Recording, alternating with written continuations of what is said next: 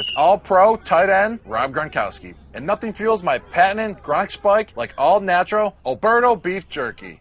Lean beef, slow-cooked, and seasoned to perfection. It's all-natural and all-delicious. Don't take a chance with some wimpy snack. Go with protein-packed, all-natural Alberto beef jerky. Alberto beef jerky. You get out what you put in. Refers to Alberto's all-natural line of beef jerkies. Minimally processed, no artificial ingredients. This is the Stephen A. Smith Show podcast. I'm Stephen A. What's going on, New York City? It is a Monday, the 10th day of July, 2017. Dan Graca filling in for my man, Stephen A. Smith. We'll take it for the next couple of hours right here on ESPN. 866-SAY-ESPN is the telephone number. You want to tweet at me, you can do so at Dan Graca, Graca. Busy program here on this Monday afternoon. A lot to get to. The All-Star break is upon us in Major League Baseball. Could mean good, couldn't mean bad, depending on what side of the city you're on with the Mets and the Yankees. Clearly, the Yanks in better position standing-wise than the Amazons are, but Yanks aren't exactly playing good baseball heading into the break, and when you throw in the fact that coming out of the All-Star festivities, they are going to embark on what could be a brutal 11-game road trip, starting with 4 in Boston. So the Bombers need to collect themselves, but they're in a lot better shape right now than their counterparts from Queens, because the Mets, I think they're also happy that the All-Star break has gotten here at the perfect time for them as well, because if you're the Mets and clearly how they've played and all the goodwill that they kind of built in winning 6 out of 7 games last week, to go on the road and have the tough 2 games there in Washington and then go down to St. Louis and not exactly distinguish themselves when the bats dried up over the weekend. So Terry Collins' team really just, you could almost say playing out the string almost for the remainder of the season. It's going to take a miracle for them to get back into playoff contention, and clearly the conversation with the Mets isn't going to be, are they in it? Can they get back in it? But more so, where do they go from here? Are they sellers? And if so, who do they trade away as they begin to look ahead to the 2018 season? And I don't know how many folks thought that we would be sitting here at the trade deadline at the All-Star break, talking about the Mets as being potential sellers. But if it could go wrong, it has gone wrong for that baseball team this year. They've had no luck whatsoever, and that's what happens. And the result is 8 games under 500, 4th place in the National League East, and a long, long ways from the Washington Nationals. We'll get to that stuff a little bit later on. Some thoughts on the Home Run Derby tonight, which you can see on ESPN, as well as tomorrow's All-Star Game, and some interesting happenings over at Wimbledon, where Rafael Nadal fell behind 2 sets to Gilles Muller, won the 3rd, and he's now up a break in the 4th. So Rafa seeing if he could dig out of a 2-sets-to-love hole and continue on in the round of 16 here over at the All England Club. But you know where we have to start. We could talk about all these other things and use it as a nice diversion. And maybe if you're a New York Knickerbocker fan, that's what you want to hear today. Maybe you don't want to hear anything when it comes to the goings-on of your basketball team. Because can you really say anything positive? You look at the Knicks right now, and if you take a step back, you ask the question, can it get any worse for this basketball team? Can it?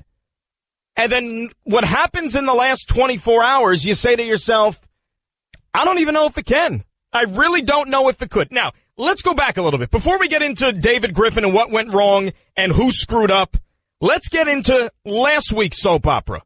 And that was Tim Hardaway Jr.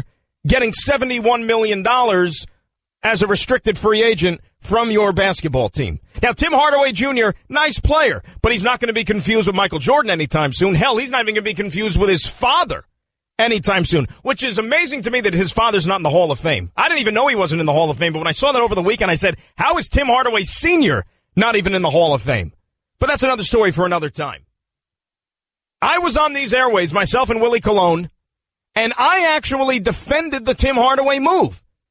And my rationale was, you know what? This team is not going anywhere. This team has a long road ahead of them. They have a lot of work to do. It's not like you gave the guy 150 million players. He showed you some flashes last year to where he looks like he could be developing into a nice young player. He's not 35 years old. Let's see what you got here, right? He played here already. He showed you some good things. Maybe with some more seasoning, you might have something on your hands. And they need people to fill out this roster. The big free agents in the NBA are not coming to the New York Knicks. I hate to break it to you. They're just not. Because they are not a destination franchise right now. And when did you ever think that we would say that about a team that plays in the number one market, Madison Square Garden, the so-called Mecca of basketball, cannot attract a single impact player to come play for them? And the one guy who had a little bit of a resume, the one guy who had all-star appearances, gold medals, all those things in Carmelo Anthony, he's questioning every single day why he decided to pledge his allegiance for another tour of duty for this basketball team. I thought all along when Phil Jackson was fired, which was a positive for this basketball team, because you cannot continue to go down this road again, and again. That's the definition of insanity. The first name that came to mind for me and thought would be a good fit for this team is David Griffin, for a number of reasons. Clearly having a championship ring first and foremost. All right, you want to be able to walk into the door, and if you are going to establish a culture, and if you are going to build a program, that is a good place to start. Hey guys, check out what I got on my finger here. It's a championship ring. Hey guys, did you see what LeBron James tweeted out when I parted ways from the Cleveland Cavaliers? Okay, I have LeBron James in my corner. That's a good place to start. Because as we know, towards the tail end of the Phil Jackson administration, he didn't have anybody in his corner. And those 11 rings that he stockpiled as a head coach, coaching Michael, coaching Kobe, coaching Shaq, Scotty, and then on down. That didn't mean a darn thing when it came to picking players and constructing a roster. David Griffin was the choice. By all indications, David Griffin wanted this job, right? The day before, we heard, well, they're talking shop. They're talking money. It looks like this thing is going to happen. And I'm saying to myself, all right, the Knicks are finally doing it right. Give the guy the keys to the castle and get the hell out of the way. But everything can't be that easy in Knickland, right? Things can't be that simple. Can't be just that cut and dry. Because instead of just letting a guy do his job, letting a guy bring in the people he wants around him, a proven winner, by the way, and just get out of the way, that was too easy. That was too easy. Instead, the Knicks were reluctant. Instead, Jim Dolan said, no, you can't bring in your own guys. You can't get rid of Allen Houston. You have to keep these other guys in the basketball department still on your staff. Because after all, the success rate which this administration has produced in the last 15 plus years is second to none. After all, they've won one playoff series. Why wouldn't you keep these people around, right? They've done so much to deserve it.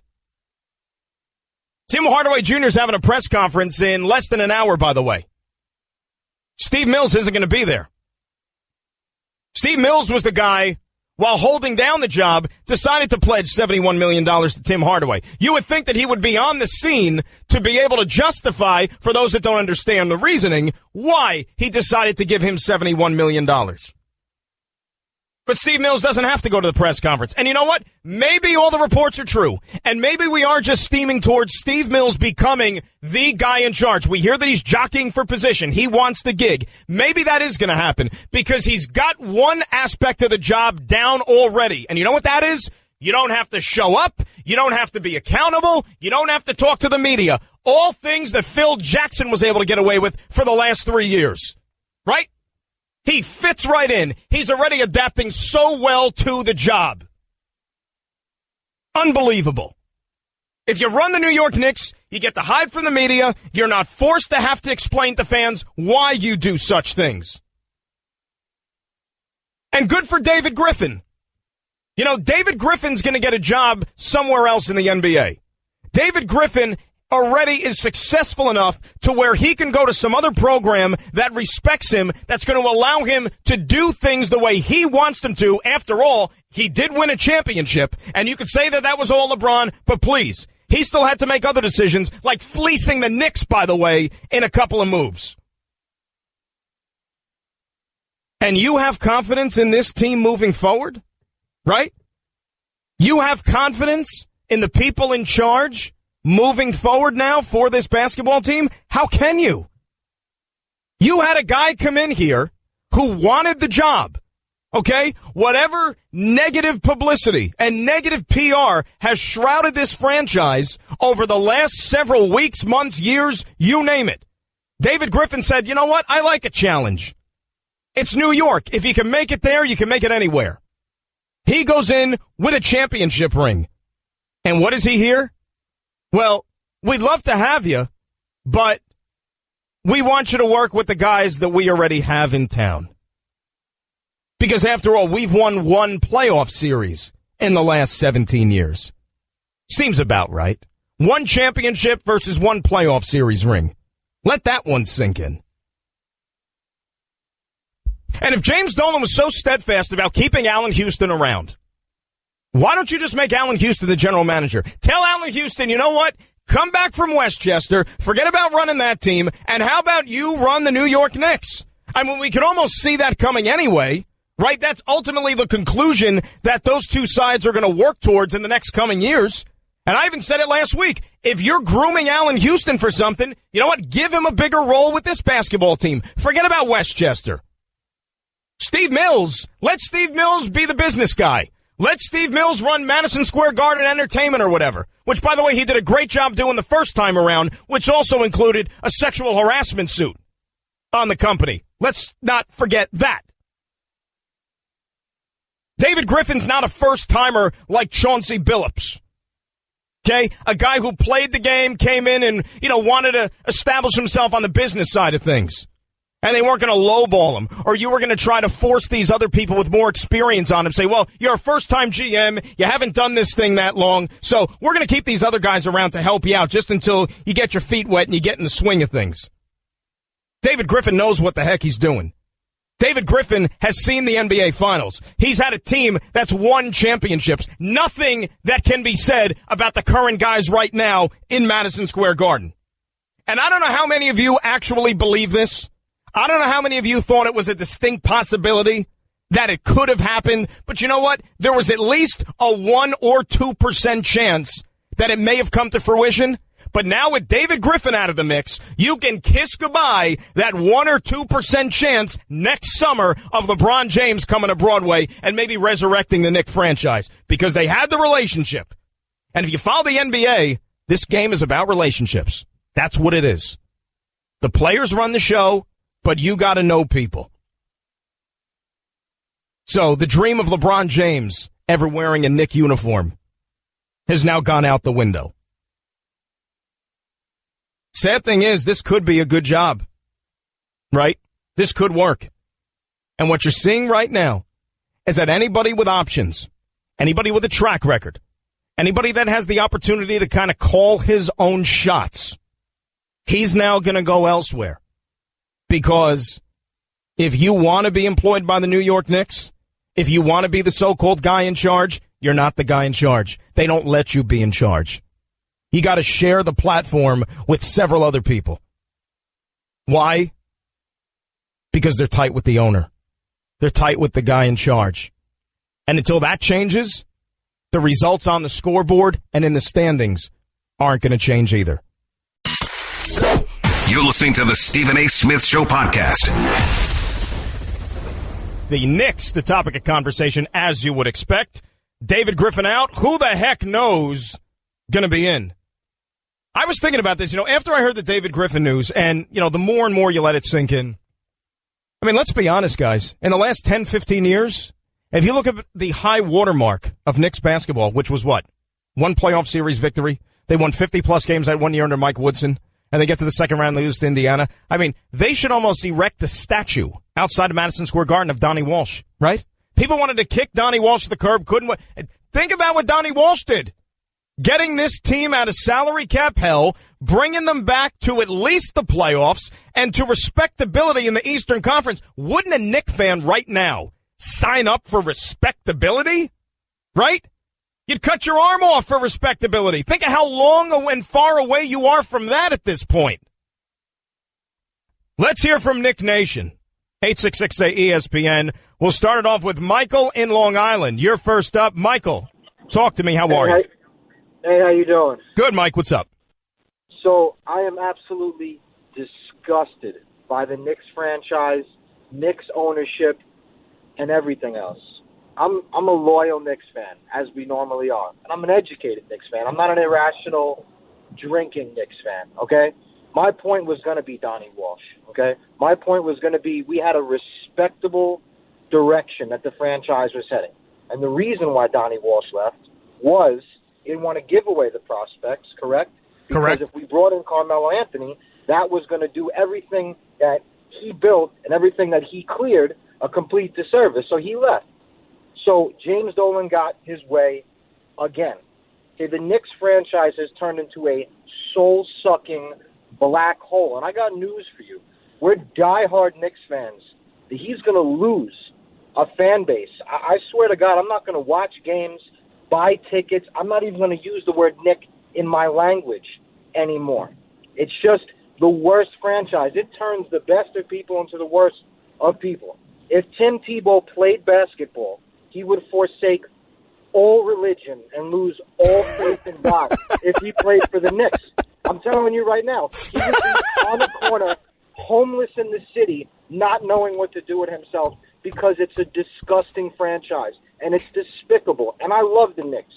I love New York. I love my teams, but my tolerance is done. I'm on empty, Dan. I'm on empty, and we're not going anywhere. We take the most prized possessions in basketball or anywhere, and we just – I mean, look at what we did with Charles Oakley. How do you do that to a respected That's on the highlight video for 2017. Nothing to do with the games, but you get the Charles Oakley situation. Michael, fantastic phone call, really. Tremendous phone call. The Knicks could make Tim Tebow renounce religion. That's the line of the year, right there. I quit. I'm done. I can't top that. They will make Tim Tebow forsake Christianity. I don't know if it goes to those lengths, but that's all you need to know. And I think that Michael is the pulse of the Knicks fan right now. I think collectively, that's probably how they feel. How many more body blows can you take? How many more episodes can you stomach if you're a fan of this team when you look around the National Basketball Association and see teams in lesser cities, lesser markets, if you will, going out there, making moves, positioning themselves to compete for the upcoming season, to be in a position to where you're going to have success for, the next couple of years, sustained winning.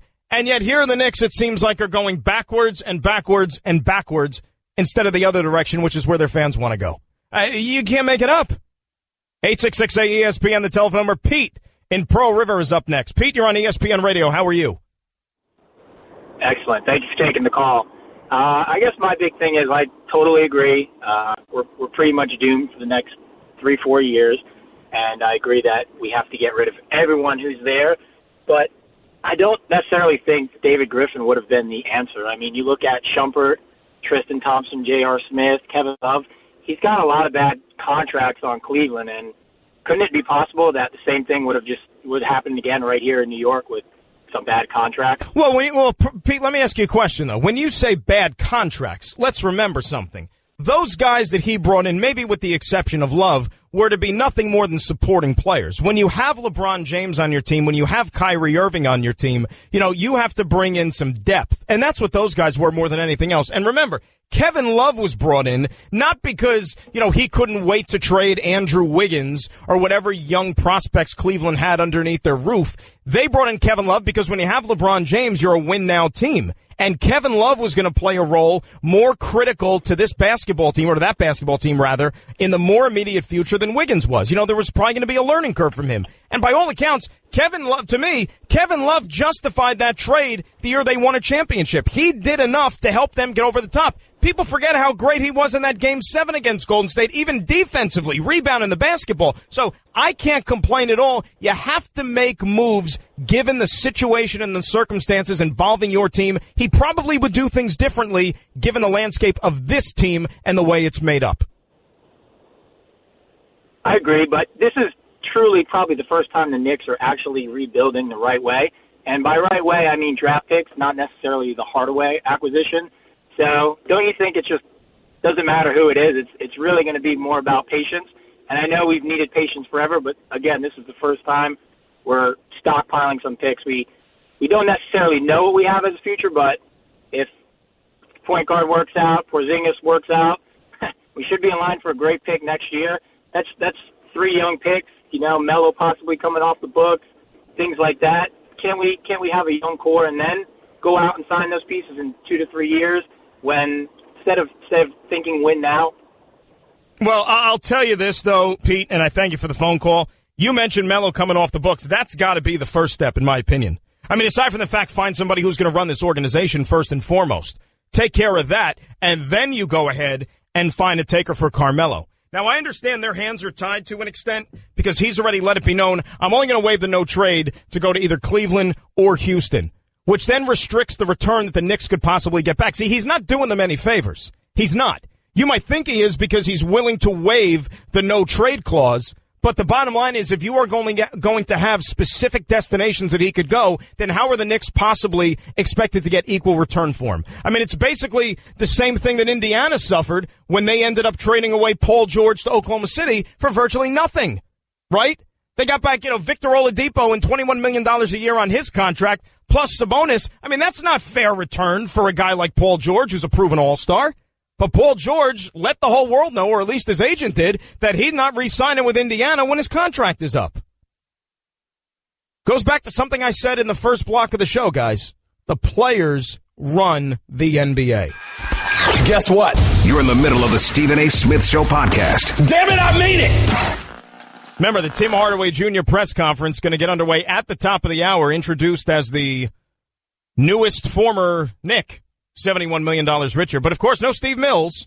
He's not going to be there to answer questions from the media, express to the fans why the decision was made to give Tim Hardaway all that money. You got a better chance of seeing Phil Jackson at that press conference coming up at 2 o'clock than you do Steve Mills. You get a free pass when you when you make decisions for the Knicks. You don't have to do any of these things. Ryan in New Jersey up next here on ESPN Radio. Hello, Ryan. How are you? Hey, Dan. Thanks for taking my call. What's up, Ryan? I just have a few things to say about this Griffin guy. I think he's totally overrated, and the Knicks made a great choice in not bringing him aboard. They made a great choice, as opposed to the other great choices they've made? Him aboard. Why is that? He has no successful resume, Dan. This guy just he drafted 2 Canadians when they had the number 1 pick back-to-back.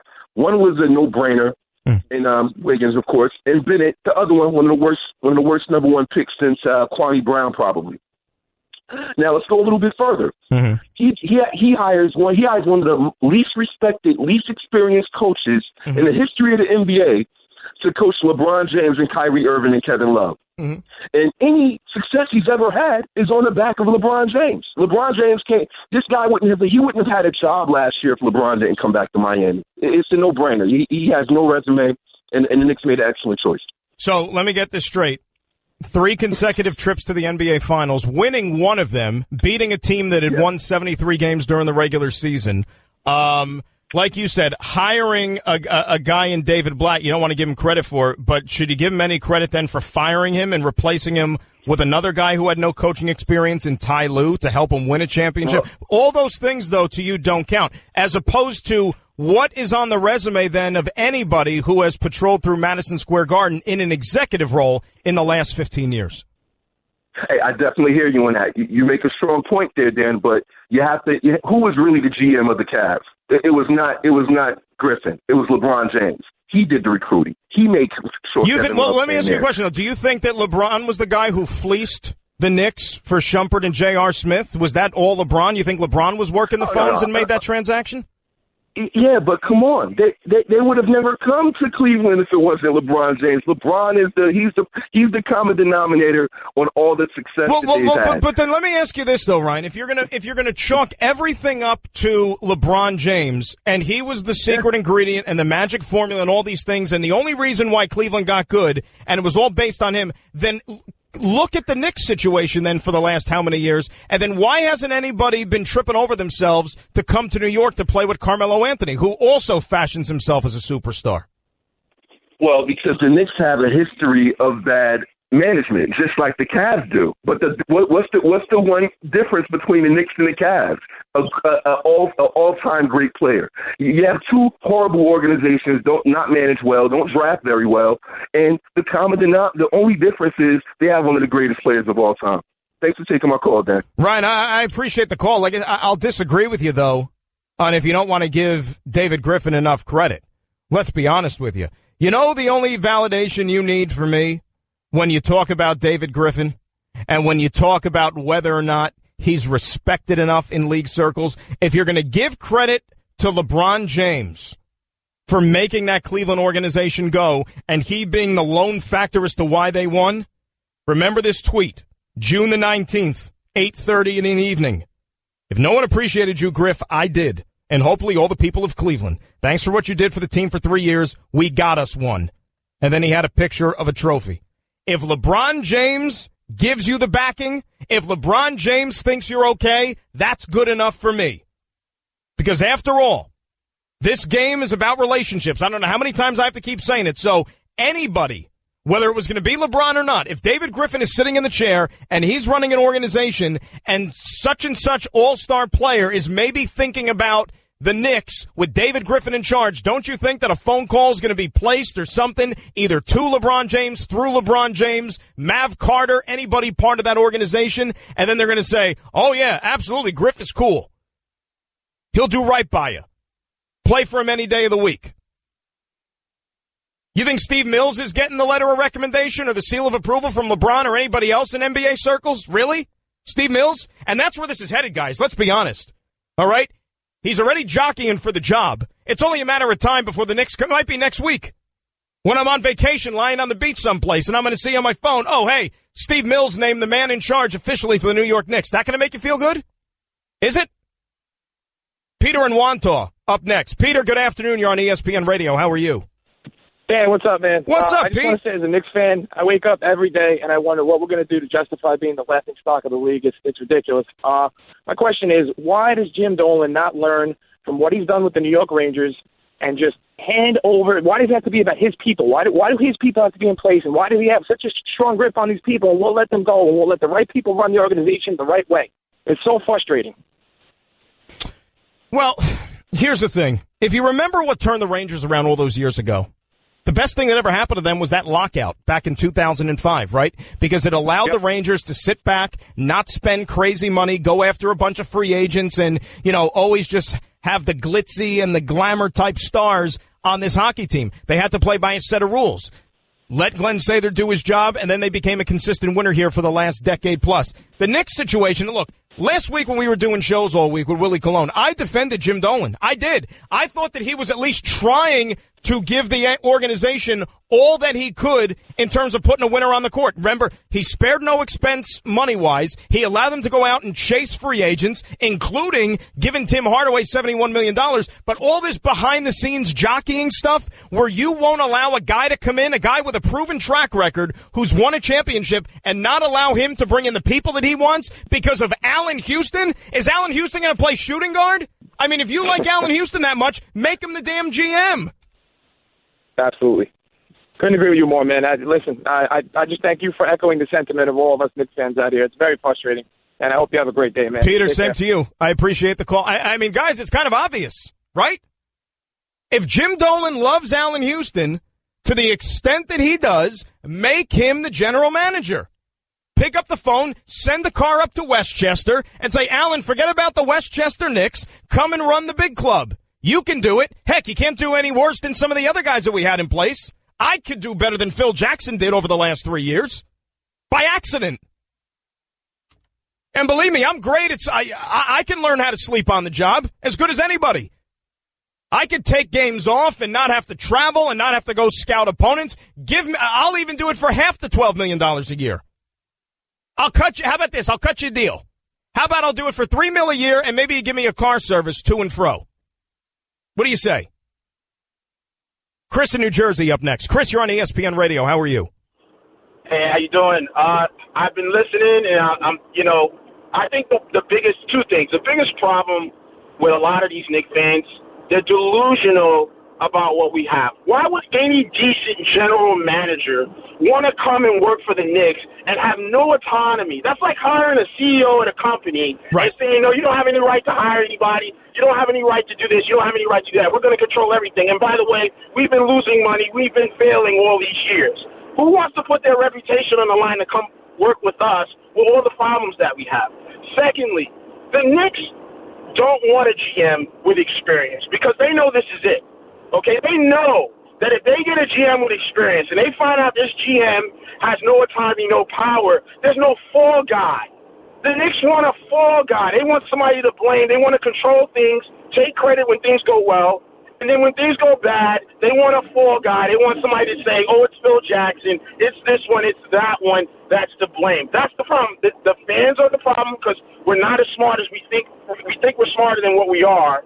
And the ownership is the problem. And nothing is going to change until James Dolan sells this team. And I'm telling you, if this year starts out bad again and we find out that this Alan Hughes is going to be the GM and it's going to be the same thing all over again, it's time for Knicks fans to strike. We're done. We're going to strike. That's it. We're going to stop watching the games. Let's stop going to the games because enough is enough. Do you really, Chris, let me ask you a question, though, before we say go. Do you really think you could see yourself doing that conceivably by tuning out to the team altogether? Yes, because what you got to do is stop watching the games. If you're a real fan, please stop going to the games because they're not putting a product out there. All they want to do is be in the headlines. The Knicks are a media team. They let the media control their team. They're not interested in winning. They just want to be in the headlines and be known and have people come watch. It's all drama. I feel like I'm watching the Bold and the Beautiful more than I'm watching basketball. Well, it isn't me. I'll tell you this, Chris, and I thank you for the phone call. At least the off-the-court stuff is more amusing than the on-the-court stuff at times, right? Because that's what you're getting, to be perfectly honest with you. And I don't necessarily agree with when you say that they like the headlines, they like the constant attention and all the tomfoolery and stuff going on away from the basketball court. I don't believe that that's their intent, and I don't think that they enjoy it. I just don't think they have any answers how to rid themselves of it. And that's why we're in this continual rut for year after year after year after year. Daddy, where do babies come from? Honey? Mommy went to the store. Oh, well, you see, there's a mommy and a daddy, right? Right. And see, when they call Geico, they could save a bunch of money on car insurance. Oh, really? And that makes them happy? Yes, that makes them very happy. That's good. Yeah. Well, I'm glad we could have this talk, sunshine. Geico, because saving 15% or more on car insurance is always a great answer. Guess what? You're in the middle of the Stephen A. Smith Show podcast. Damn it, I mean it! Graca in for Stephen A. Smith here on ESPN Radio, talking Knicks with you on this busy Monday. Even though there's no baseball, we got home run derby tonight, but the teams will rest, except for the folks that have the distinction of going to the All-Star game or participating in the home run festivities tonight. We'll do some of that in hour number 2, including some news involving a favorite television program of mine, and I'm sure many others, returning to the airwaves. Yes, we have a definitive return date.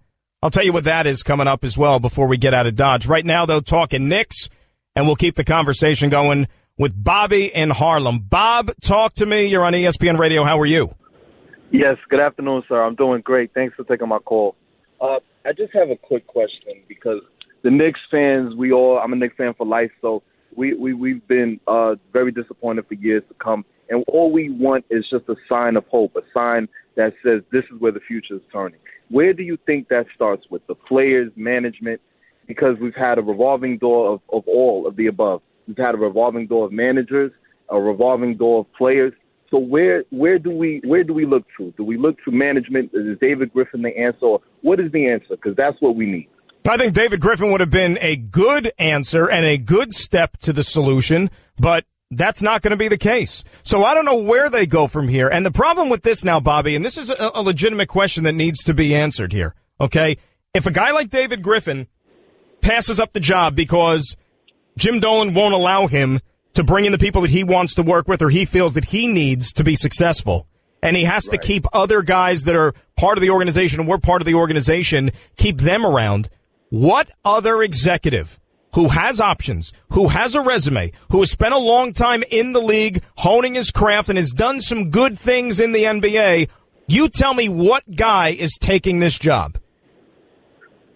You can't really think of anybody that will take it. I'll throw another. I'm getting tweets from people, and they're bringing up Joe Dumars. Okay, Joe Dumars was running the Detroit Pistons for a long time, helped build a championship team, right? Now he's no longer the guy in charge. I think that last look he was an advisor or something like that. You could probably pry a guy like Joe Dumars away for the right price, and, he'd probably do a decent job. The question that I have, though, is Joe Dumars fits into that David Griffin category, maybe even a little bit more. It's a guy who's won championships in this league. He has a resume. Why would Joe Dumars want the Knicks job? I don't think he would want the Knicks job because he knows that Mr. Dolan has a reputation of it's no balance. There's no organization that goes with it, and the Knicks team doesn't have patience at all. You know, we get good players and then we send them off, or you know we get a good season and then we just we get rid of players. So everyone around the league knows how unbalanced this team is. Bobby, thank you for the phone call. Chauncey Billups, okay? Chauncey Billups would have been a guy that if he would have taken the gig with the Cleveland Cavaliers, but he broke away because of money, and he thought that they were lowballing him in Cleveland. But Chauncey Billups is the type of guy, a first-time candidate, a guy who has not run an organization before. If he would have done that, say, with the New York Knicks, I guarantee he would have probably been a little bit more receptive as to, okay, you have to work with so-and-so. Somebody like Allen Houston, who is a company guy, will probably allow Jim Dolan or somebody else within Madison Square Garden say, okay, if you want the job, you have to work with these guys. And that's why, as this thing continues to unfold and as this thing continues to take shape, it's starting to come crystal clear for me, and probably to everybody else, that Steve Mills is going to be the guy running this team, and maybe Allen Houston gets a bump up and gets to work with the big club. Nobody else from the outside is coming into work in this environment. That's just a sample of what you'll hear on the Stephen A. Smith Show. Weekdays at 1 p.m. Eastern on Sirius XM Channel 80 and the ESPN app. It's all-pro tight end Rob Gronkowski, and nothing fuels my patented Gronk spike like all-natural Alberto beef jerky. Lean beef, slow-cooked, and seasoned to perfection. It's all natural and all delicious. Don't take a chance with some wimpy snack. Go with protein-packed, all-natural Alberto beef jerky. Alberto beef jerky. You get out what you put in. Refers to Alberto's all-natural line of beef jerkies. Minimally processed, no artificial ingredients. This is the Stephen A. Smith Show podcast. I'm Stephen A. Number 2 on this Monday in New York City, Dan Graca in for Stephen A. Smith on ESPN Radio. A lot of Knicks in that first hour, as you could imagine. Who will run the show? Who is going to be the man in charge of the franchise? Tim Hardaway Jr. being introduced within moments as the newest acquisition for the Knicks. Won't find Steve Mills there, but Tim Hardaway will be there. If we have some sound of that, we will turn it around before we get out of Dodge at the top of the hour. Before we get back to the phone calls, though, let me just say, news broke within the last hour, and I alluded to this. The definitive return date of one of my favorite television shows out there, one which has not been on the air now for quite some time and a good number of years, and who knew that it was even going to come back, but Curb Your Enthusiasm, which is as funny a show as there's ever been. Curb Your Enthusiasm will return for a 9th season on October the 1st, which I am looking forward to. It's already in the calendar. It's already circled. October the 1st, Curb fans, wait no longer, coming back on the air. I can't remember, though, when the last one was actually on the air. Was it had to be at least 4 or 5 years, right? Probably even more than that. I know I could easily look it up, but I don't feel like it right now. And, I'm really taken aback because our producer, Nuno, who's one of the greats, actually said to me during the break, because, of course, Curb Your Enthusiasm, Larry David, the Seinfeld family, all that stuff, Nuno said to me that he's a big Curb fan, but not a big Seinfeld guy. And I don't know if I ever came across anybody who fits that category. Like, I know many people who, are Seinfeld people, but, never really got into Curb because it was the second show, whatnot, whatever. Little bit different dynamic. But I don't think I ever met somebody who's a Curb guy but didn't get into Seinfeld. Because after all, Seinfeld laid the groundwork, right? That's what made Larry David, as being one of the co-creators of the show. Do you find that weird, Nuno, in any way? No, I can see why you think it's weird, but no, it's just something. It's not that it's weird. It's just a little unusual. That's all. Yeah, it's different, but I don't know. It was something where it really never got into Seinfeld. I loved Martin. Actually, was a Friends guy. So it was just one of those things I never got into, and I never knew the allure of Seinfeld. Like, I hear everyone talking about it and how great it is, but like, just never spoke to me, but Curb does. So you have watched Curb. You like Curb, but yet you've never gone back and gotten into Seinfeld. I mean, after all, it's on reruns, like 14 times a day pretty much. No, I've watched it here and there, but I've never sat down and said, all right, I'm going to start episode 1, season 1, and go through it and see if I like it. I'm fascinated by that. I really am. I'm fascinated because, especially with all this downtime with no Curb, all these years now with no new episodes, you would think that you would fill that gap with some Seinfeld. Because after all, it is pretty much the same brand of humor. It's the same guy writing the jokes. I get that, but it's just one of those things that I haven't done and I don't think I will. You know what we're going to do? One day we'll have a Seinfeld party. We'll sit down, we'll order in some food, and we'll just binge Seinfeld. How's that? You'll love it. I promise you'll love it. All right, I'm down. Okay. Thank you, Nuno. 866-ESPN is the telephone number. Let's get back to the busy calls. Knicks, the topic of agenda. Steve in California joins us next to kick off hour number 2. Steve, you're on ESPN Radio. How are you? Good, Dan. How you doing? Good, Stevie. What's up? You guys in the media could really help us New York Knicks fans. Please stop treating the New York Knicks as a basketball entity. They're not. They are an entertainment entity. As much as Entertainment Tonight is, as much as Andy Cohen is, as much as the Hoda Show is. Mm-hmm. The Knicks no longer... Dolan's focus is entertainment vis-a-vis Madison Square Garden and Cablevision. The Knicks are just an arm for Cablevision Entertainment. They are not a basketball entity. And he sees the Knicks... I'm guessing, of course, but he sees the Knicks in much the same way he sees JD and the Straight Shot Band that he sings for. They are just an entertainment entity.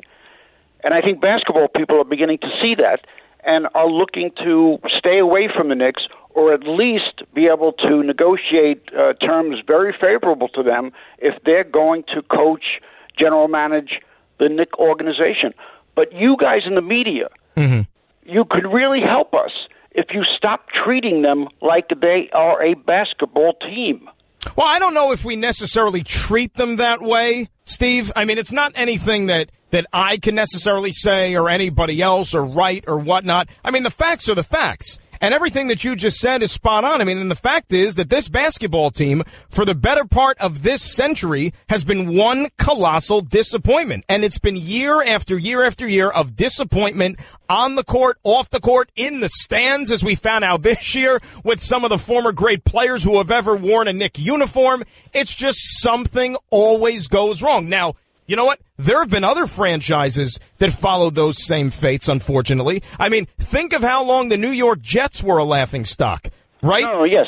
Steve? There are other dysfunctional organizations. Right, and then Bill Parcells came in there and turned the whole thing around, and within a couple of years, they were a winning franchise again. So maybe that guy is out there for the New York Knicks. If you ask me, I think a little bit of luck is going to have to be involved. And what I mean by that is they're going to have to be bad. They're going to have to be bad in the right year to where you have the right kind of player, a la Patrick Ewing way back in the day, that falls into your lap in the NBA draft, and all of a sudden, boom, our savior has arrived. But there's no guarantees that happens. But nothing will good come from it as long as you continue to have Dolan as the owner of the team. The Jets at least had Woody Johnson. Look, I go back, you mentioned the last 25 years. I go back to the early 70s as a Knicks fan. I was such a rabid Knicks fan, I stole uniforms, New York Knicks player uniforms, out of the old Madison Square Garden and wore the uniform in my neighborhood. We didn't sell them or anything like that. We were just fanatical Knicks fans, and there was a value in being a Knicks fan. But you know that Phil Jackson was only hired to shield the fan reaction from James Dolan. People were revolting against James Dolan before Phil Jackson was hired. And he just hired Jackson, and I think Stephen A. Smith was involved in raising consciousness of fans as to what was really going on. And that's where we have to go back. We have to go back to that realization that this is not a legitimate basketball organization. That's all I'm saying. Well, Steve, and I thank you for the phone call. And look, the record speaks for itself. As the great Bill Parcells once said, you are what your record says you are. And if you think about this franchise, yeah, it has been ugly for the last several years. But let's go back to the Jackson hire for a second, okay? Jim Dolan tried to help bring a winner to this basketball team, to his fan base. Okay? Phil Jackson, he paid him $12 million a year. Now, nobody knew, including Jim Dolan himself, that for that type of money, he was going to get minimal return. And I mean, when I say minimal, I think I'm being generous. It might have even been worse than that. So the guy tried to bring a winner to this fan base, but it didn't happen. Okay? Now, to say that he's going to go out there and just throw money around foolishly just to the first free agent that comes along, if you think that that's what he did for Tim Hardaway Jr., a little bit different, though, in the construction of a basketball team. But he's been burned already by Phil Jackson, a guy who came in with 11 rings. But that was 11 rings as a coach. No guarantee that he would be able to do that as an executive. And we still don't know if you could do both. But the next stop here, and this is where you kind of lose me a little bit if you're the man in charge. When you hear what transpired with the David Griffin conversations and that they wouldn't allow him to bring in his own people and construct his own basketball staff, that is where you lose me. That is where money is no obstacle. I don't care if you're going to pay a guy $4 million a year, $10 million a year, $1 million a year. You have to let a guy do the job the way he sees fit if you are going to entrust him with that responsibility. And that's in any walk of life. This isn't just in a basketball team. It's in any workplace in the United States of America on any level. If you hire somebody to do a job, let them do the job with the confidence that you have in them, or else why did you hire them? And unfortunately, he's not hands-off enough. Matt is up next. He's on ESPN Radio. Matt, good afternoon. How are you? How you doing, sir? Thank you for taking my call. Thanks for making it, Matt. What's going on today? Not much. Well, I was going to get into sports, but I just wanted to curb your enthusiasm. I'm a fan, but I was never a fan of Seinfeld except for Kramer. I just want to throw that out there. Kramer's pound for pound funniest guy in the show, no doubt. Physical comic genius. Definitely. All right, all I hear about is I'm a Cavaliers fan, by the way. Let me start off. But all I hear about is the Knicks and Cavs. It's just ironic that they're the two without a general manager right now. That's why we're hearing about them all the time. You pretty much answered one of my questions just now. I know New York's going to be sorry that they didn't let David Griffin run the show the way that he wanted to. But I guess my only question that I have left is Dan Gilbert going to be kicking himself in the ass that he let Dan Gilbert go? Or we don't have no one in place right now. If you let a general manager go, you would think that you got a plan. Well, as far as Chauncey Billups was our plan. Well, I don't know if Chauncey Billups was the plan, but see, there were a couple of factors here, Matt, and I thank you for the phone call with the Cavaliers. Number one, okay, you could say that they lowballed Chauncey Billups, which I disagree, by the way. If you were going to offer, $2 million or whatever is reportedly the type of money that they were offering Chauncey Billups to be the general manager. If that's the case, you know what? This guy never did the job before. You tell me in America, starting salary $2 million a year for a job that you have no experience doing, right? And that's what they were offering Chauncey Billups. It's not like they were offering a minimum wage and he turned it down. Here's the other thing. All right, Chauncey Billups is savvy enough. He's been around the NBA fraternity for a very long time. You know what's going to be happening soon in Cleveland.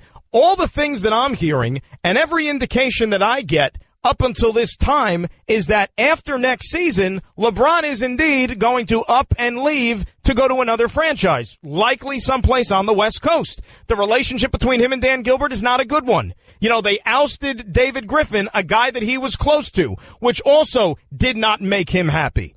So Chauncey Billups knows that after this season, I'm going to be a general manager or the guy in charge of a basketball team with an owner that you may or may not get along with, a team with a superstar who's bound to leave to go someplace else, followed out the door in all likelihood by Kyrie Irving, who's not going to want to stick around because the team is going to be garbage. And then the Cavaliers are going to be right back to where they were back in 2010 when LeBron went to Miami the first time. That's a difficult job to walk into. 866-ESPN, 866-729-3776. Let's say hi to Vince, who wants to talk a little Knicks. Vince, you're on ESPN Radio. How are you? Hey, how's it going? Thanks for taking my call. Thanks, Vince. Thank you. So I just want to piggyback off some of these other guys. And one thing that we haven't talked about is the reason why I call him Tommy Boy, James Tommy Boy Dolan. Tommy Boy. Yeah, that's who he is. The reason why he doesn't have any motivation, think about it. The Knicks are, you could argue, the most valuable franchise in the NBA. They are number 5. And think about this, fans. They have won, 25, 35 games the last, 4 or 5 years? And they are number 5 in marketing. Number 5. Right. How does that happen? Well, because they're the New York Knicks. They play in New York, Madison Square Garden, and, they do have history. Not much to speak of recently, but they have some history. Exactly. So this is why Dolan's not going to change, because why should he change? The team is valuable. He's gotten his money's worth out of the team. I'll tell you, here's my opinion on what I think needs to change, and it's going to be Porzingis. If after this season, and they have another losing season and a really bad one, I believe he's going to ask for a trade. If that happens, and the fans are going to revolt. If he gets traded out of here, or he leaves as a free agent when his contract comes up, the fans are going to revolt. Well, Vince, why is that, though? And I thank you for the phone call. And it's interesting that you bring up Porzingis, because I was going to get to that next. All right, you could talk about they shouldn't move him. You could talk about he's still the unicorn. He's a guy that they're going to build around, and he's going to blossom into one of the top 10 players in the NBA in a couple of years. You know what? That's all well and good. But I'll believe it when I see it. Because if I was watching the same team as you were this past season, including that player, I saw a guy take a quantum step backwards. Not forwards, backwards. And I don't know where he's going to go moving forward. Now he blows off interviews with his boss at the end of the season. There is a lot that Kristaps Porzingis needs to get sorted out. On the court, off the court. This is a pivotal season for him in terms of his overall future with this franchise. You're listening to the Stephen A. Smith Show podcast. You can tweet at me at Dan Graca, Graca, as opposed to ESPN's own Dan Graziano, as we constantly get the mix-up on Twitter, and I guess it happened not too long ago as well, as I'm seeing. So I'm Graca, he's Graziano, Graziano, I'm Graca. That's the difference between the two of us. But we love Danny, old friend of mine. Always good to hear from him. And we are talking Knicks. We hear from you. The Tim Hardaway Jr. press conference underway. Hopefully we'll get to hear from the newest Knick here coming up in just a little while. We'll head back to the phones, though, and say hi to Jay in California, who's got some thoughts. Jay, you're on ESPN Radio. How are you? I'm fine, man. How you doing today? Good, Jay. What's going on? So before I get into the Knicks, I just want to say I think that if I watch one more episode of Seinfeld or Curb, my wife is going to kill me because she just doesn't understand how I could keep rewatching something that I've already watched a million times. But but you can kind of see how I think his name is not Jerry Lewis, but I think his name is Richard Lewis. Richard Lewis. I think Richard Lewis. Yeah, I think Richard Lewis is supposed to be Seinfeld, and of course George is supposed to be Larry David. So I'm not sure if that's how it's supposed to go, but who knows? After I started watching Curb, I can't really watch Seinfeld that much. But back to the Knicks. Both of them are timeless, though. That's the both of them are absolutely timeless, and they're fantastic. And isn't that the trademark of a great television show, when you can watch, like you said, the same episodes over and over and over again and quote them like you know them like the back of your hand. Your wife doesn't understand it, but you and I are of the same ilk, and I'm sure it's several thousand others too. She tells me you can't remember anything I say to you, but you can quote these shows. So the other day I'm paying for something, And I tried to tip the guy, and I said, no, I have to wait till he turns around because he won't see me tip him. You know, the episode where George tips the guy and the guy turns around and George pulls the money out to try to show the guy, hey, I'm tipping you. You didn't see me tip you. But when the guy turns around, it looks like George is taking the money out of the tip jar. So the guy gets mad. And the calzones. Absolutely. Exactly. So I think that whoever they get, because we really don't know what the GMs for the Cleveland Cavaliers, we really don't know what he could really do because he's had LeBron James for most of his career. And then when LeBron left, was he the GM of the Cleveland Cavaliers when LeBron left? That was Chris Grant at the time. David Griffin was in the organization, but Chris Grant was the guy who was the decision maker. Then they banged Chris Grant, and then Griffin was the guy who ultimately took over and was the guy in charge there for a little while. And he was the one who helped put together that championship team. So my whole thing is this right here. If you could bring in a Chauncey Billups who has no experience whatsoever. Right. I think whoever comes into that Knicks organization needs to instead of trying to get Porzingis to leave or Porzingis wanting to go and be traded, because I think Porzingis had to stick up for his teammate, which is Carmelo. And I think one of the things that if you could get Carmelo out of there, you have Hardaway signed for this. Everyone thinks it's a crazy signing. I really don't think it. I think it's fair. But you have Hardaway in there. You have Porzingis already. And then you get some more no names. I think the Knicks fans have always wanted names, even when it comes to the GM. And I think that if the New York Knicks are rich with tradition, any organization in New York. That's how Jeter became Jeter. And you got to get a stand-up guy up in there. I think Porzingis is going to be a stand-up player. I think Hardaway, for right now, he doesn't have any blemishes against his record. I'm not sure who else they have up in there. I think I heard Courtney Lee, but I'm not sure if they got rid of Courtney Lee. Yeah, they're going to have to get rid of Courtney Lee, it seems like, because they're cap-strapped right now after the signing of Hardaway. So unless you think that they're going to be able to move Carmelo Anthony. But, I mean, Courtney Lee, to me, would be somebody that has at least a little bit of value for a contending team. I mean, Courtney Lee could be a guy, he could start for you, he could come off the bench. If I'm a team that's looking for that added extra depth, Courtney Lee is a guy that I would be looking into, and I'd be calling the Knicks about. So if you would buy out Carmelo, why wouldn't you buy out Noah? And this is a question. Could you buy out Noah? What would that do to their cap if they were to buy out Noah and get Noah off the books? You can't buy out Noah. I don't know what the exact figures would be. You can't buy him out, but that Noah contract, I mean, here's what the Knicks are going to have to do.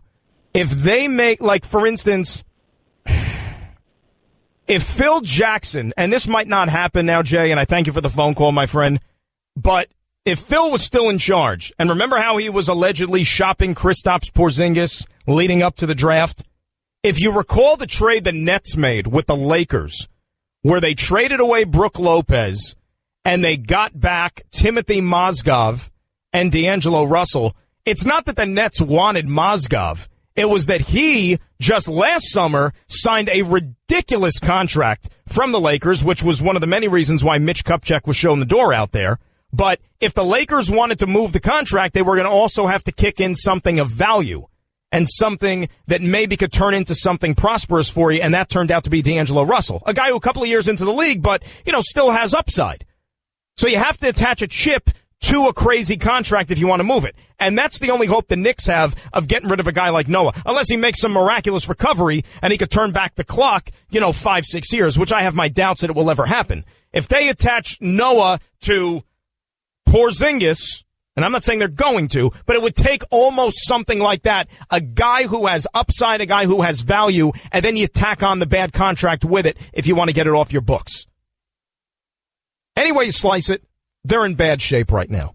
They're in very bad shape. Guess what? You're in the middle of the Stephen A. Smith Show podcast. Damn it, I mean it! Let's say hi to Carl in Westchester, who's got some more Knick thoughts. What else? Carl, how are you, my friend? I'm good. Listen, I just wanted to get your opinion. I think it's odd that Dolan can make such a mess of the Knicks while you turn around and look at the Rangers over the last probably 8 or 9 seasons, And you see, I mean, they don't have a title, but you see a sustained run of excellence. And it seems like he's able to step back and first Glenn Sather and now the new general manager and let them do what they need to do on the ice. Yet when it comes to the hardwood, he seems unable to do that or unable to do it with any kind of success. And I'm kind of wondering what you think the reason for that is. It is an amazing contradiction, isn't it, Carl? It's remarkable. But let's not forget, I brought up the lockout that took place in the NHL all those years ago. And that was really a turning point, I think, for the Rangers franchise. And really since then, remember, they stumbled upon Henrik Lundqvist, and the rest is history here. But there were a lot of years, leading up to that point, the early 2000s there, where Glenn Sather was getting vilified, just like Phil Jackson was the last few years when he ran the Knicks, right? Because all the Rangers did was go out and sign big money, high profile, big name free agents. They were losing. They were going through coaches left and right. Sather was a guy who fans felt had no accountability, never met with the media, never did interviews. And you sat there and said, what's going on with the hockey team? And then all of a sudden things changed. That's why I always thought this whole Phil Jackson run while he was here, it kind of mimicked what Glenn Sather experienced in the early part of his Rangers tenure. So maybe you kind of held out hope that there could be a flip of the switch. It just never happened. And so but but Glenn Sather, he was able to find himself, like Ryan McDonough did not come up from the Rangers organization. That was Montreal, the Scott Gomez trade. The Canadians, absolutely. Well, and remember though but Sather also signed Scott Gomez to that ridiculously high contract too. Let's not forget about that. I mean, that was a disaster. But you look at Kevin Kline, who just retired. That was like a minor pickup for them, and he was very effective. Like that's the kind of nugget that you need a general manager who's sharp to find. Maybe not the high-profile guy, but you know what? When they picked up Kline, he was integral when they made the run to the Cup final in 2014. That's a shrewd general manager who says, you know what? I scouted. I didn't make the big splash, but look what I was able to get. That's what you need. And unfortunately, I mean, the Knicks have not had anything like that for the longest time. No, you're right about that. You're absolutely right. And Carl, thank you for the phone call. But, it could change. Sometimes it's a stroke of luck. People forget even about the Rangers. Henrik Lundqvist was not like the number one pick in the draft. Wasn't a first-round pick. He wasn't a guy that was supposed to come in and be a franchise savior. I'll never forget. I mean, remember, Lundqvist was up that year because Kevin Weeks couldn't go that one particular night. Lundqvist was around. They gave him a shot. He played brilliantly. It was against the Devils, as a matter of fact. And then the rest was history. Remember, they still had Al Montoya down in the minor leagues, and he was a high draft choice, and he was supposed to be the goalie of the future, not Henrik Lundqvist. They lucked out, and then they've made good move after good move, gotten lucky with some other trades, as you said, and, they've been able to sustain this here. When is that going to happen for the Knicks? Where is that guy? Is that guy underneath their nose now? Is that a guy already in their program? Not so sure about that. But you better hope that the guys you do have, a la Kristaps Porzingis, gets his head in order both on the court and off the court. Because it didn't end well. And last year, as I said earlier, by all accounts, was a huge, huge disappointment for him. Ralphie Boy in Jersey up next. Ralph on ESPN Radio. How are you? Ralph, you there? Oh, yes, sorry. Hey, Ralph. How are you guys doing today? Doing good, Ralphie. What's going on, my friend? Well, I got two questions for you. Yeah. One, are we ever going to see the Knicks? As a diehard, I believe orange and blue, ups and downs. Are we ever going to get that enthusiasm that we got in the 90s from the Knicks? Two, with the GM, transition and who's going to be who, is it really necessary to get a big name? I prefer, say, reaching out to the Mark Jacksons of the world, because look what he did in Golden State before Steve Kerr took over. Well, Ralph, let me stop you. Fairly well. Ralph, let me stop you for a second, okay? Because on one hand, you said we don't really need a big name, but then you threw out Mark Jackson. To me, Mark Jackson's a big name, right? He played for the Knicks, coached in the league, native New Yorker, and now you know him, of course, doing broadcasting. So Mark Jackson's a big name as far as I'm concerned. Here's the problem with Mark Jackson. How do we know Mark Jackson can do this job? Well, we don't know what, per se, Allen Houston can do with the job. I'd rather go with somebody. Well, I kind of retract go for the big name because, yes, you're all right. Mark Jackson is a name. How can Allen Houston transcend the Knicks to where we're relevant? I don't know. I don't have the answer. But I believe if we get someone in the realms of maybe a Mark Jackson or, as many indicated, Joe Dumars, we may have a chance to have some relevancy and not be the laughing stock of the NBA. Well, you know what I think, Ralph, and I thank you for the phone call. You know, I mentioned the Donnie Walsh situation a little bit earlier in the program. You know, Donnie Walsh, by all accounts, did a really, really good job with this team. He did. Remember, cleared out the salary cap mess they were in, got them back to respectability, got them to the postseason, you know, and then ultimately they peaked with 54 wins and a playoff series victory. That's great. Don't you think a Knicks fan would sign for that now any second? And Donnie Walsh, look, there were some other things going on with him with his health. He was getting on up there in years. But if Donnie Walsh, let's say, continued on that path and was allowed to run the franchise as he had been doing up until that point, you know, who's to say where things would have gone for that basketball team? You know, Donnie Walsh was a guy who back in the Indiana Pacers days, you know, in the 90s and whatnot, you know, he built a winner. He built a winner, a guy who has a track record. And the thing about Mark Jackson, if you ask me, Mark Jackson is a guy that almost falls into that Phil Jackson category. Yeah, Phil had a great basketball resume, you know, as a head coach, winning 11 championships, coaching Jordan, coaching Kobe. But coaching him is one thing. Being able to pick him is a different story. And as we saw, Phil had problems in that department. He had a difficult time building a roster and building a franchise. And Mark Jackson, on the other hand, okay, he was a player, he was a coach, he's a broadcaster, but he's never run an organization, never part of the front office. Allen Houston, yeah, he hasn't necessarily been in charge yet, but at least Allen Houston has been around this franchise. He's been inside the front office, knows the inner workings of it a little bit, and you know at the very least that there's not going to be any interference from Jim Dolan to where you say, hey, Allen, if you want this job, you have to keep so-and-so around, because after all, Allen Houston is what we would like to call a company guy, right? He's a company guy. He's loyal to Dolan, loyal to the organization. That's why right now I seem to think all roads lead to Allen Houston being the guy to run this franchise. I do. Or at least he's somebody that's going to be groomed to be headed in that direction. The one thing that would scare the absolute you-know-what out of me, if I was a Knicks fan, is that if I get the news that it's going to be Steve Mills' team moving forward, and he's going to be the guy in charge, that would frighten me.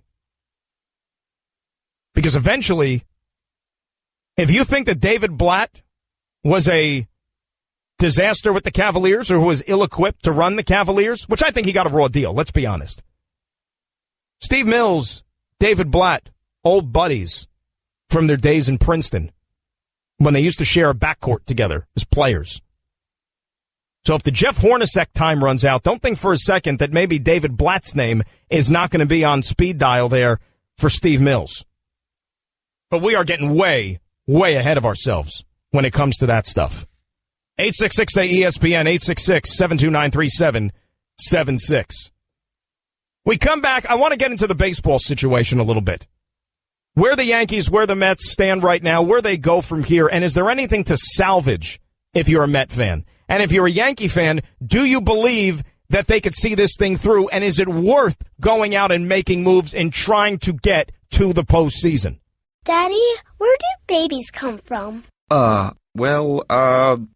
Mommy went to the store. Oh, well, you see, there's a mommy and a daddy, right? Right. And see, when they call Geico, they could save a bunch of money on car insurance. Oh, really? And that makes them happy? Yes, that makes them very happy. That's good. Yeah. Well, I'm glad we could have this talk, Sunshine. Geico, because saving 15% or more on car insurance is always a great answer. Guess what? You're in the middle of the Stephen A. Smith Show podcast. Damn it, I mean it!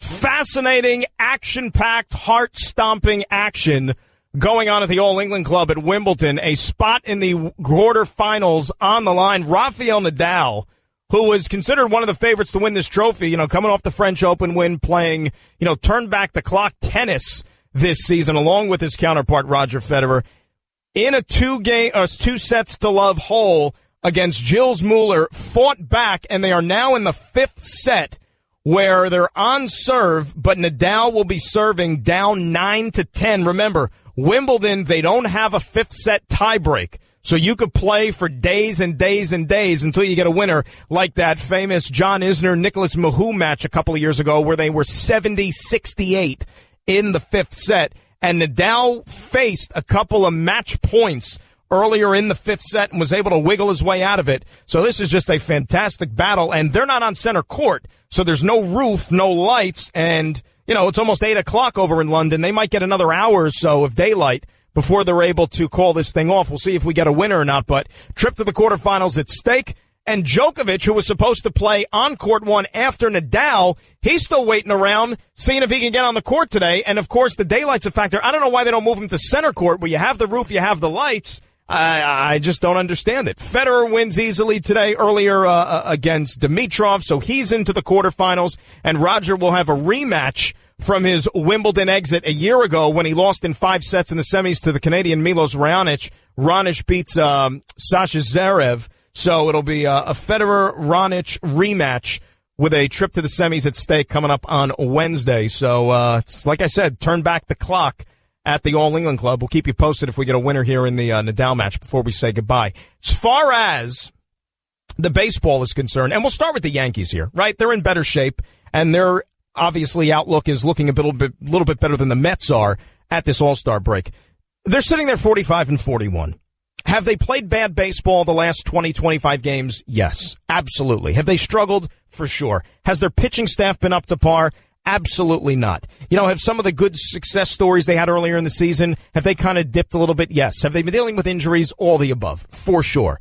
But if I asked a Yankee fan at the beginning of the season, if I said to you, would you sign up for 4 games over 500 at the All-Star break, and you're 2 games out of first place in the loss column in the American League East, and if the season ended, you would have a wild card spot, any Yankee fan with a working brain would exactly take that as an alternative. Okay, this was a team that was supposed to be a year away.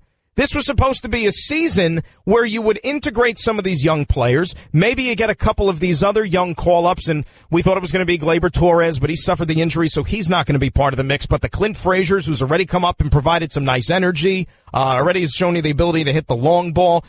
Work those guys into the equation a little bit, so then when next year gets here, then this team would be ready to fire and compete for an American League East championship and a playoff berth and on and on and on. So I think the rest of this year for a Yankee fan is gravy. I really do. You hope that some of these guys get healthy and get off the shelf. You know, the Hicks, the Castros, guys like that. And then maybe you can continue to hold serve, because in the American League, the advantage the Yankees have right now, at least in terms of the wild card, who else is a serious threat to them? Outside the teams that are in first place, do you realize that there's, including the Yankees, there's only 4 teams in the American League with winning records? All right, the Yankees, Tampa Bay, Minnesota, and a Kansas City team which looked like they were dead and buried at the end of April.